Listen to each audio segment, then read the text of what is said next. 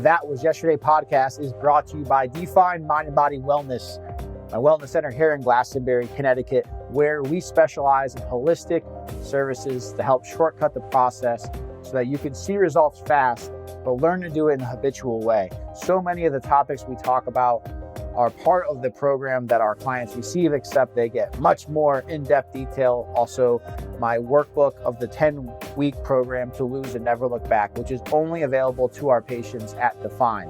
If you are interested in holistic body fat spot reduction, or our pod to increase your metabolism, or our cold plunge, or our sauna, which is the best sauna in the world, and that I promise you, I know that sounds biased, but you'll see for yourself. Please go to definewellnesscenter.com. You will be prompted to put your information in and make sure to mention podcast when you do, as you will be eligible for a bigger discount on our introductory services because you are a listener. Appreciate you. Have a great day and enjoy today's podcast. What's up, guys? Welcome back to another episode of the That Was Yesterday podcast. I am your host, Joe Carabase, and I am currently receiving one of our laser lipo holistic body fat spot reduction treatments as we speak, as we're recording a podcast in one of our treatment rooms at Define Mind and Body Wellness right here in Glastonbury. And so really quickly, for those of you guys who may not be familiar, our holistic body fat spot reduction is 100% pain-free, non-invasive, and not only is FDA approved to spot reduce fat, it also spot reduces inflammation. It also helps with skin and pain and a lot of other things. And that's one of the reasons why I'm using it today, is I've been having some low back pain.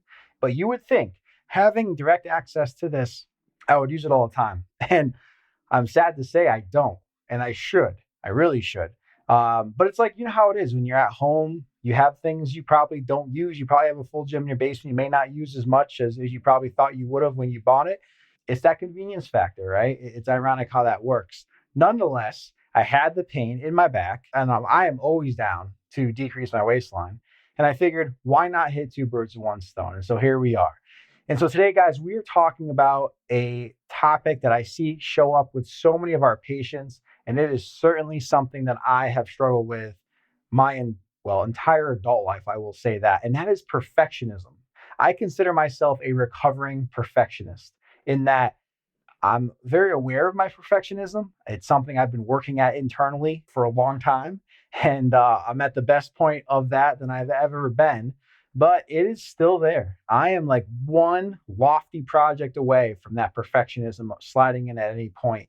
It's just my nature as a way of the parts that sort of make up my psychology, my mind mapping, so to speak, gravitates towards that type A pusher personality, trying to do things as best as they can be done, or they're not good enough to do. And so for me, that often leads to, like so many of us who struggle with perfectionism, one of two outcomes. One, you either overanalyze something and suffer from paralysis by overanalysis. So in the attempt to make it perfect, the mind is overwhelmed by what you have to do. And so nothing gets done at all. And that's not good, right? Or the other outcome is that you do something, but you see that it's not perfect because nothing's perfect. But when you're in that sort of like blind state of perfectionism, you assume that it should be perfect and therefore it's not good enough. And that can be crippling because it can block you from ever really appreciating the things that you do. Either outcome is not productive. And so today we are going to talk about 7 tips to overcome your perfectionism. All right, so let's dive right in. Perfectionism is such an important topic because it can bring about this circle of misery, right? I call the circle of misery when you're struggling with something and you know it needs to be changed. You know you want to change it, but you feel like you don't have the pieces in place to change it. You don't have the time. You don't have the resources. You don't know exactly what to do. There's insecurities that get in the way. So you don't do anything about it. And because of that, more of the issues that you're having that led you to want to make the change in the first place become more and more prevalent and more frustrating. And you kind of go into this cycle until you can finally actually break it. And the best way to break the inaction or the cycle of misery, as I call it, is to take that small step. And that's really what we're talking about today, is like How do you break out of the cycle of perfectionism so that you can start doing more of the things that you know you need to do for the goals that are important to you in a way that fits your busy lifestyle? And what you'll find inevitably, as long as you stay consistent, is that little by little, step by step, you'll get closer and closer to the outcome that you're seeking, which, by the way, oftentimes moves, which is something we're going to get into. It's a moving target, really. So, like, originally, when we think about setting off on a course, we think about like one very static goal, but what it ends up always being is a moving target. As you get involved with it, things change. And that's one of the reasons why we should never overanalyze anything before getting started, because it's just pointless to begin with. Nonetheless, we're going to talk about taking action today, helping you overcome perfectionism. So I got 7 tips that have worked really well for me and so many of my patients and clients over the years that we're gonna break into very action oriented, tangible ideas and concepts you can wrap your fingers around and start applying today. But before we get into that, I just want to speak a little bit about perfectionism, kind of where it comes from. And so, if you guys have been following a podcast, you know I talk a lot about mental fitness and inner psychology and mind mapping. And I talk a lot about parts, right? How within all of us, there are these parts or these energies, these subsets of our personality that really dictate what we do and don't do and how we think about ourselves. And so perfectionism is a part, so like a lot of times people identify as a perfectionist, like I am a perfectionist. Now I say recovering perfectionist, kind of making light of it. I don't actually identify as a recovering perfectionist. It's not in my bios. It's not on my business card. I just say it in jest.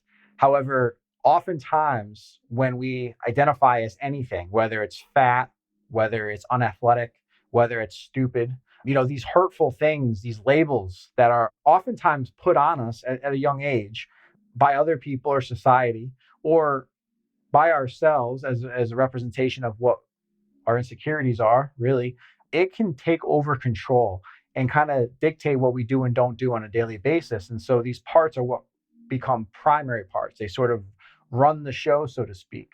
And so perfectionism is a part. So if you are someone who does identify with perfectionism, that is a part of you. That is not who you are. And that's a really important distinction there. Because if you can realize that you are not a perfectionist, however, a part of you is, or you are not fat, a part of you may feel that way, it really opens up the door to make the change that you want to seek, right? But when you label yourself and sort of self-identify as something, it's really hard to break that because it's kind of like, well, this is what I am, so why bother? And that's a much deeper conversation, and we're not going to dive too much into today. But perfectionism generally, and especially in my case, originates out of an insecurity. And really, perfectionism is a form of self-sabotage because self-sabotage loves anything that's going to take you off course. And so perfectionism is, well, perfection at anything is an illusion. And self-sabotage knows that. And so it knows that if it can plant in your head and plant these seeds that it should be absolutely perfect, whatever it is that you're working on, there should be no struggle. It knows at some point you're going to fall short. And when you do, you'll be frustrated and likely stop. And that's sort of the first tip, so to speak, is to recognize that perfectionism is nothing more than self-sabotage. And on its surface, if you don't explore it too deeply, it can seem as though like perfectionism is a productive thing. And I will argue, and I will argue, that there are benefits of being a perfectionist, but just like anything else, there are drawbacks. And oftentimes, perfectionists, people who identify as a perfectionist, will sort of they'll speak about it in a way that's positive. Or I'm a perfectionist. I won't stop until it's perfect. And I would really caution against that because, again, it's going to lead you down a path of misery where you'll never be happy with where you're at in life or with what you're working towards. You'll always feel like it should and needs to be better. And again, yeah, there's utility there. Like I'm a believer of the growth mindset where nothing is fixed. There can always be improvement.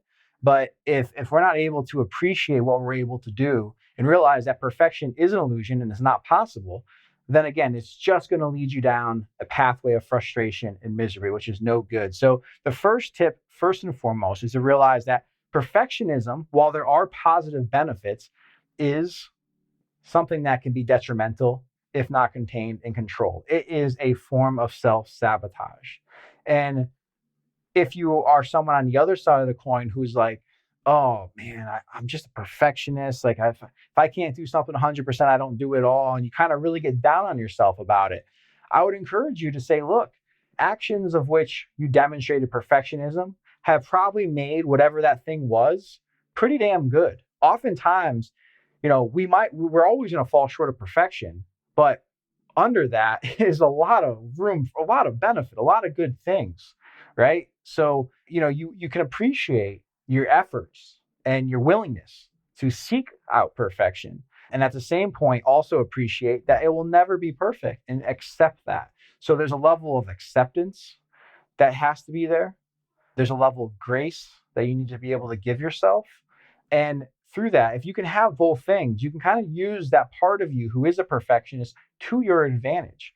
Because those who have that part of you active within you, you can tap into that when you want to get better at something, as long as you understand what it is and keep a distance. And again, realize that perfectionism is a part of you. It is not who you are. All right. Tip number 2 is just the awareness that the universal law that is the universe, nature is chaotic naturally, right? We live in a chaotic world.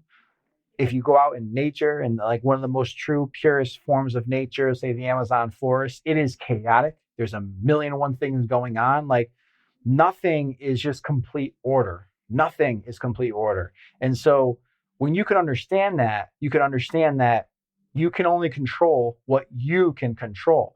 And sometimes perfectionism oftentimes is related to something inherently in us that wants to seek out control. Whether we have control issues or we have a lot of uncertainty or we have a deep fear of uncertainty, the idea of perfectionism kind of gives you this sort of like comfort in that, it gives you the illusion, just like a perfection, it gives you the illusion of control. When really all you can control is what you do and how you feel. You can't control the outcomes of that, right? So you can have the intention to make things as good as possible, but you can only control your output. You can't control how the world interprets it. You can't control the pieces that are aligned with it, right? So I'll give you an example. In 2020, right in the early set of COVID, I was in the gym industry still. At that point, I think I had 3 gyms, 2 in Connecticut, 1 in Florida. And as you know, I'm sure, or could imagine, the gym industry was really hit by COVID in a negative way. My wife was pregnant. My daughter would eventually be born in November. So we had the baby come and the gyms were struggling and at-home fitness became bigger than ever. And so I was like, all right, I have to try something else here. And so I realized with at-home workouts being so important, we were putting out these at-home workouts to all of our clients at the time. And I realized that like people had varying degrees of home fitness equipment. And a lot of people didn't have, maybe they had one thing, but didn't have the other thing. And so I created this concept for this box that was something that could be something you could do dips on. It could be something you could do rows on. It could be something you could use as a bench. It could be something you use as a step. And you could also attach bands to it so you can get resistance and do just about any exercise you wanted to. Well, that was my concept. That was my idea. I am not a engineer at all. And so I had to work with an engineer. And so conveying that message was a challenge in of itself to him, but he kind of understood what I was looking for. And there's a lot of back and forth with that. And long story short, that box never materialized to anything. It wasn't because it was a bad idea. I think it was a great idea, but it was because there were just so many things going on at the time, right? So for us to get a prototype, it took about 2.5 years to get a prototype because of the supply chain. And within that period of time because we were making literally parts by scratch, we had to wait literally like 6 weeks, if not minimally 6 weeks, to get a part that we had made overseas. And oftentimes we would get that part here that we needed to build a prototype. We would get it and then it would break, and then we'd have to, or it wouldn't work, or the size was off because I had 2 engineers working on it. And then we would have to wait another period of time. And so it was just this mess. But the point is that the idea was right. The timing was right in a way because there was a need for it. However, there were so many things in between that I had absolutely no control over. I couldn't just snap my fingers and have this device manufactured and to sell. And so that whole thing never went anywhere. I still have the eventual prototype that I got, like I said, 2.5 years later, that, by the way, came broken. So it's just that. It's like, you know, over about $10,000 to $15,000 spent and nothing to really show for it other than the experience.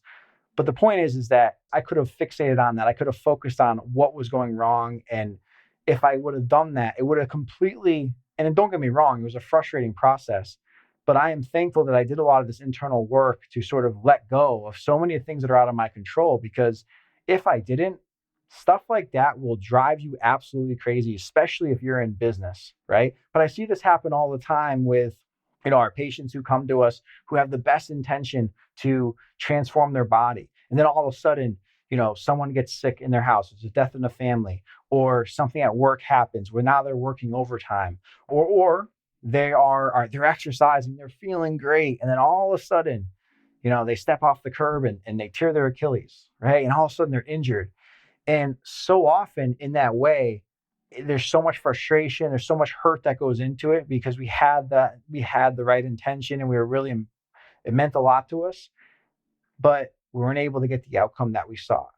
And that is a form of perfectionism, in that we wanted something, we did what we couldn't get it. And if you still stay frustrated at the point that you couldn't get it, and you stay fixated on the reality that you wanted versus the reality that what was true of the situation, then you're going to be left frustrated and you're going to be in misery. And this is another reason why so many people will yo-yos, because they get thrown off track for some reason that's in no way their fault, but they let that steer them off track because in their head they had this expectation. And oftentimes we don't have this conscious expectation. It's not conscious, but subconsciously we have this expectation that everything's going to work out perfectly. And as I say that, I realize that sounds crazy and silly. And you might say, oh, I don't think that. But that's really what's going on in our head. Because otherwise, why would the obstacles throw us off? Right? That's why obstacles throw us off. It's because there's a level of perfectionism in that we want things to be one way. We think it should be linear, or there's a subconscious sort of feeling it should be linear, which is just the part of you that is a perfectionist, just doing its thing under the surface, and it steers you off track. So you can't control things outside yourself. You can always control what you do and how you react to things. And that's the most important thing. So for me, I wasn't going to stay fixated on, I wasn't going to put all my eggs in the basket either of this piece of equipment, because I couldn't. There's literally a million things out of my control. And I could have tried to do it and just really put myself and my family in a bad situation, but I kind of kept it at distance. And in the meantime, did what I could to improve the gyms and eventually sell the gyms. But that's just one example. And there's so many of them. So I would just encourage you, like, if you're on your journey, like for me right now, for instance, I started jujitsu a few months ago. Since I started, and some might say it's a sign. I don't think that's such. I just think you got to, figure out the right cadence. But since I started jiu-jitsu, I've had shoulder issues, and I've had now this low back pain. And this low back pain is not an injury, but it's just, kind of, I felt as though my low back gave out last week, and it's something that I'm working through right now. But I could easily not only stop jiu-jitsu, but just sort of not be active. But I'm never going to get better that way at anything. And it's not going to be good for my health. And at the end of the day, we have to think back to, why do we start the mission that we set off on? It wasn't to make it perfect. It was because that was important to us. There was a bigger picture that we were seeking. However, when we focus on outcomes, right, and we focus on making that perfect, or we expect it to be perfect, we are only going to be let down. So in my case with jiu-jitsu, I end up hiring a PT to program corrective exercises for me and to help me figure out the shoulder issues. Jiu-jitsu isn't what hurt my shoulder. My shoulder was hurt by overuse from bodybuilding. And my big muscles were strong, my small muscles were weak. And when you're a big guy, I'm almost 230, and you're doing physical stuff, you're going to be at risk. And so I'm actually thankful that happened, because it allowed me to sort of now know my weak spots there and work on that. But through the process, I've been able to train and eventually get back into rolling in jiu-jitsu and full contact and overcome that shoulder injury. I worked out the entire time. I didn't do my heavy lifts. I didn't do all the exercises because I was limited, but there were still things I could do. Now with the low back is preventing me from squatting. It's preventing me from doing a lot of movements right now in this moment, but I can work on my glutes. I can work on my arms. I can work on my back, right? So they're working on my core. So there's always things that you can do. And so I know this is a long-winded tip here, but I think it's a very important one. And it's probably something you heard before, but that's why I share all those stories, because I want you to really understand what we're talking about here. Because oftentimes we hear these cliches of like, oh, focus on what you can control. But then the reality of it kind of slaps us in the face and we can get discouraged. And so I would encourage you that when you hit adversity, it sucks and you should feel what you feel about it.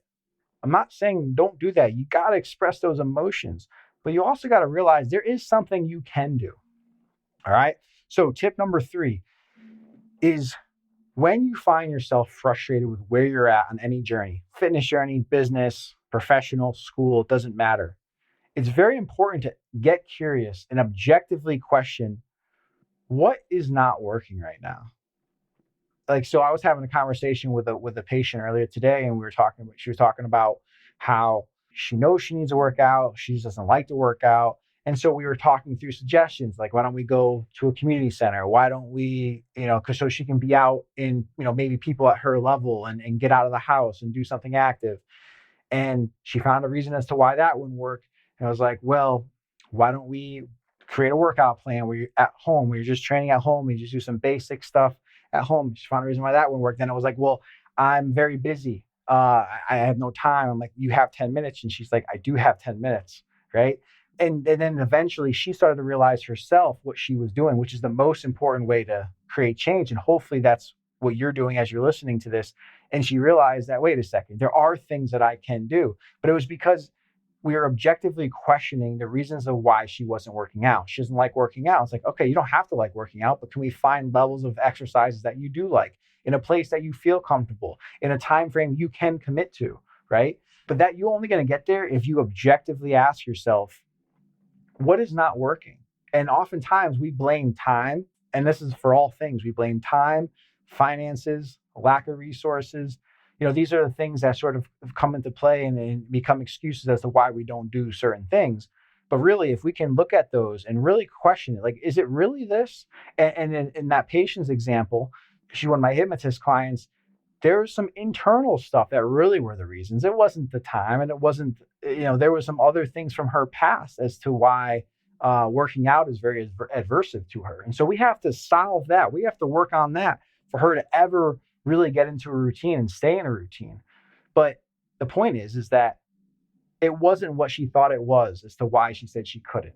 And that is so important. The more you can get curious about why you're not doing more of the things that you know to do, or why something that you're working on and really care about isn't working in a way you want it to work, get objective by asking questions without, shame, without guilt, as like no judgment as to why you're not doing it. But literally, the best way to do this is like to take yourself out of it and insert any friend. Imagine your friend. I guarantee you, whatever you're struggling with right now, if you were to imagine a friend of yours came to you with that same exact dilemma, except it was her or him and not you, I guarantee you, you would give them a rational, objective plan of action. Well, why don't you just do this? Or why don't you just do that?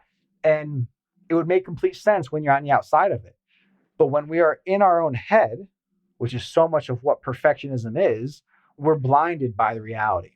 All right. Number 4, the question as you're getting objective as to what's not working and why it's not working, the question you always want to ask yourself is not what can you do, and certainly not what should you do, because should, could, would, those are what I call ants, automatic negative thoughts, because whatever follows those statements is going to be something that's going to bring you down a path of shame and guilt. It's not that. It's what can I do that I will do. That I will do is the most important part. So with exercise, she can say, I can work out for, like, a lot of people do this, right? Who aren't working out. So this happens every January. People who kind of been inconsistent for the year before, or at least the months before, perhaps a lifetime before, approach January with this grand master plan that all of a sudden they're going to work out 5 days a week for 45 minutes plus. every day.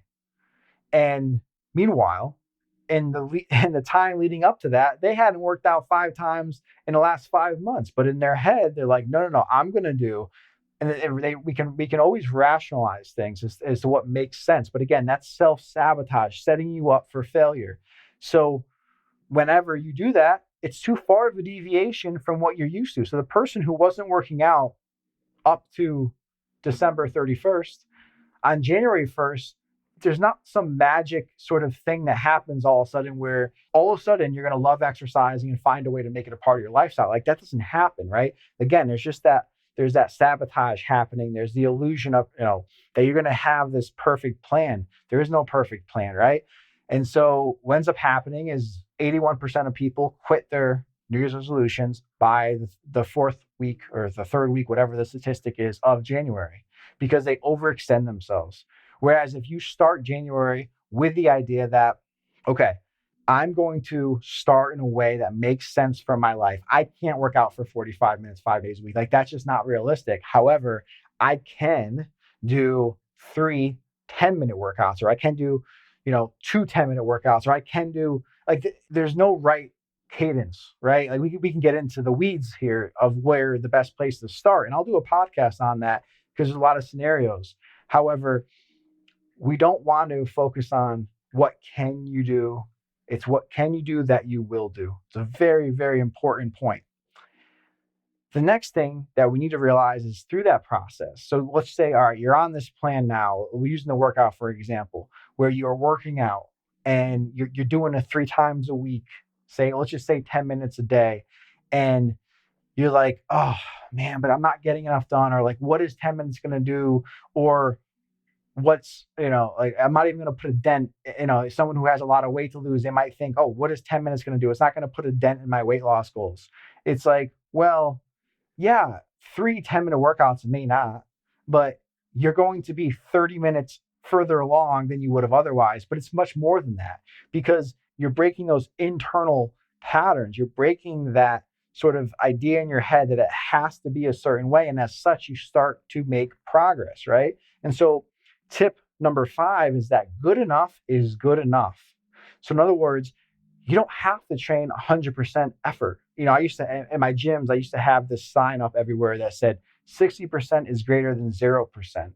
Meaning that if you just show up and do what you can on that day, which by the way is going to change. People look at me, I'm a natural bodybuilder. I'm obviously into fitness. I've been working out and I don't always want to work out, trust me, but I am committed and I have been since I was 14 at working out. It's just something I inherently am going to do. It's a part of my life that is non-negotiable, right? You would think, oh, this guy loves working out. And it's look, don't confuse passion, don't confuse value, don't confuse a part of my life with something I always love to do because they are different. They are different. Most days I don't feel like working out. And honestly, most days I am not training at 100%. Now, I'm not here to tell you you're going to go on stage and win Mr. America when you are training at 60% all the time. But what I am saying is that it's really the consistency when it comes to exercising and like anything else that's going to make the change more so than the level of which you do it, right? Think about frequency, not intensity. And it's another really important thing to realize is that it's just about doing it regularly. And some days you're not going to be 100%. That's okay. It's completely normal. And so when that happens, instead, you'll say you wake up, you're supposed to work out, and you're like, oh, I feel tired. I don't have it in me today. Just start moving. Do lighter weight. Do a shorter workout. Just do something, right? And that's like a micro, and we're using workouts as an example, but this applies to everything. That workout, that's a microcosm of what I'm talking about. The macrocosm is like the plan that you're going to start with. You might be like, well, I don't know if I should do CrossFit. I don't know if I should do Peloton. I don't know if I should do Joe's at home workouts. I don't know what plan to do. It's like good enough is good enough. What is the low hanging fruit that you can start with? Great. Let's start there, right? And then the other part of this is what I call MCM. Monitor, correct, monitor. No matter what you're doing, whether business, fitness, or anything else, if you can start doing it, and then start monitoring what's working, what's not working. Is the commute getting in my way to work out at the gym? Oh, it is? Okay. I need to find something closer, or I need to start working out at my house, right? So you correct it, and then you continue going and you monitor, right? All right, I'm working out at home, I'm getting consistent, but I'm feeling like I'm stagnant. Why is that? Well, my weights only go to 20 pounds and I'm getting stronger, right? And so oftentimes people will just like the mind, the perfectionism will make you feel like you're not doing enough, when really it's just looking at it and saying, wait a second, monitoring it of like, well, my weights aren't enough, so I'm plateauing. So I need to invest in some universal weights, or maybe I invest in a band where I have more variable resistance at a lower cost, and blah, blah, blah. So the point is like, no matter where you are, just start where you are, do what you can. Good enough is good enough. Frequency over intensity. 60% is greater than 0%. I'll go all day if I need to. Start it, do it, then review what's working, what's not working, what can you do to correct it. Guaranteed, gun to your head right now, you can figure out what you can do to correct wherever you're stuck right now.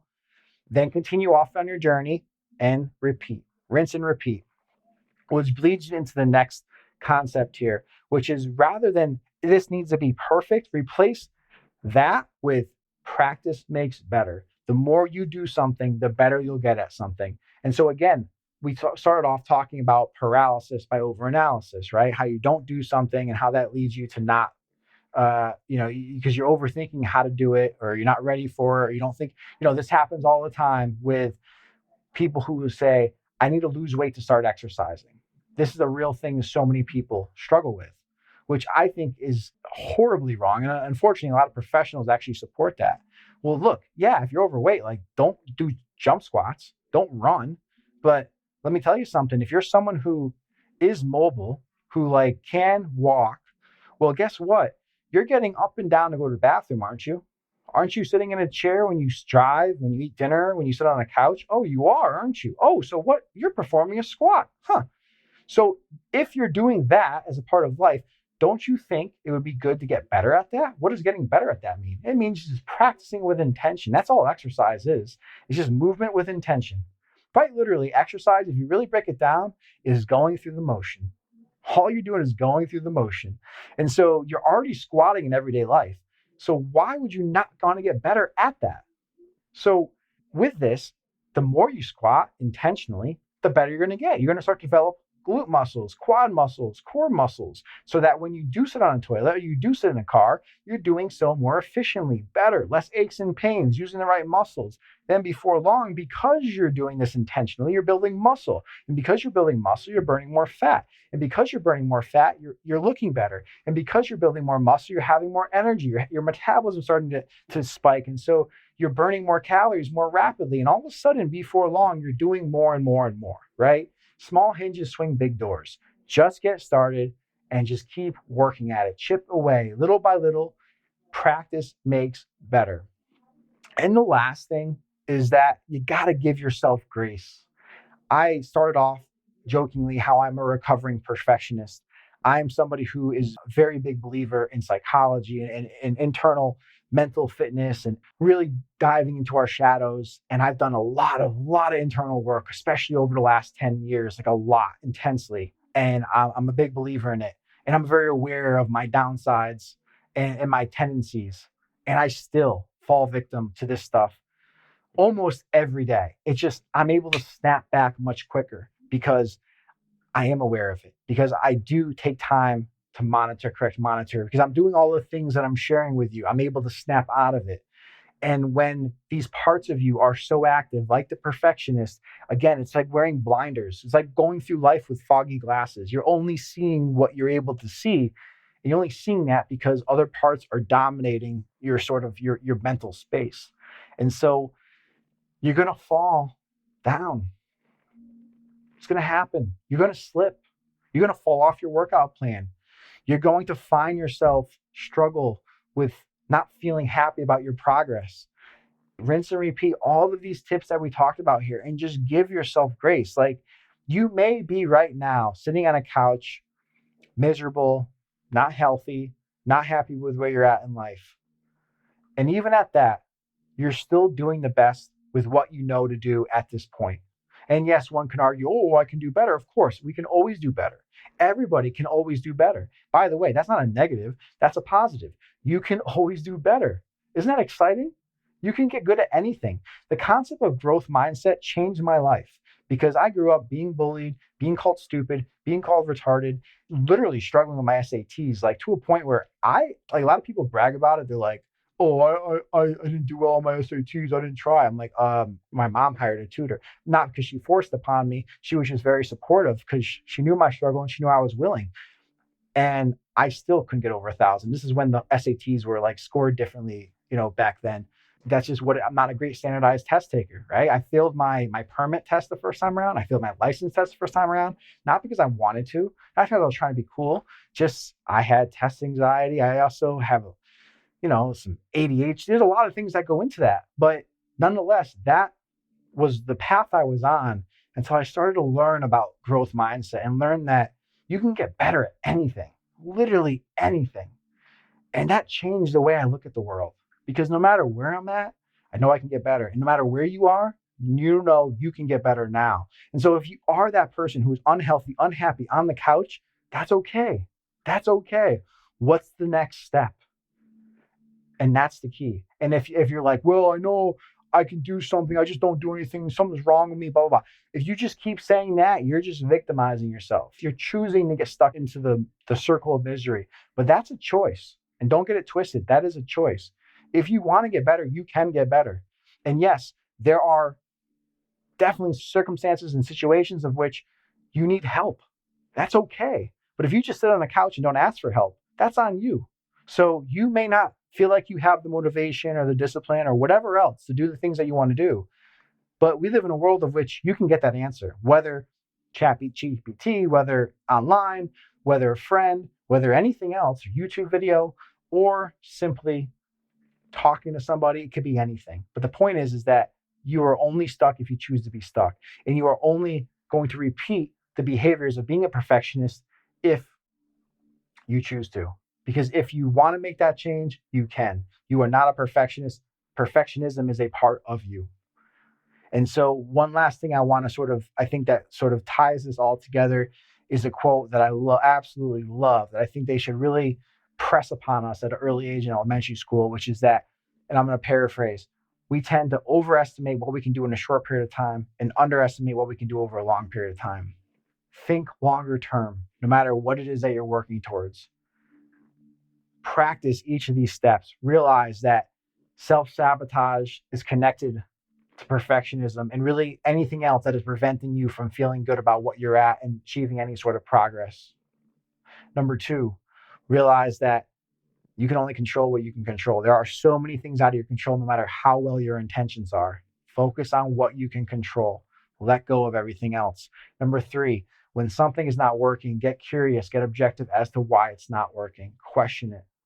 And do so in a way that's not judgmental and not defeating and not with guilt. Like just objectively, as if you are a reporter trying to learn about a story who's, I should say a reporter who's ethical and moral, who's not going in with a bias, but that's a different story. Think in terms of what can you do that you will do.